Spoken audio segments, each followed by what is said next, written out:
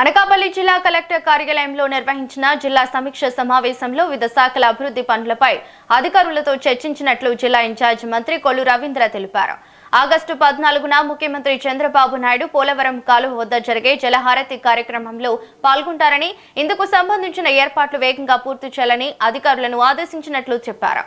రాంబెల్లి మండలం పంచదార్లలో జరుగుతున్న మైనింగ్ అంశాన్ని కూడా డిఆర్సీ సమావేశంలో చర్చించామని, ఆ ప్రాంతాన్ని నో మైనింగ్ జోన్ గా ప్రకటించేందుకు కమిటీ ఏర్పాటు చేసి చర్యలు తీసుకుంటామని వెల్లడించారు. గతంలో లాస్ట్ గవర్నమెంట్ లో ఏంటంటే కొన్ని లీకేజెస్ సంబంధించి ఇల్లీగల్ గా చేసే యాక్టివిటీస్ అన్నిటి కూడా కట్టడి చేస్తూ గవర్నమెంట్ ఆదాయానికి కూడా ఎక్కడ ఇబ్బంది రాకుండా చేయాలనే ఉద్దేశంతో వాళ్ళు ఒక విధానాన్ని ప్రవేశపెట్టడం వల్ల అప్పుడు కొన్ని అవకతవకలు జరిగింది.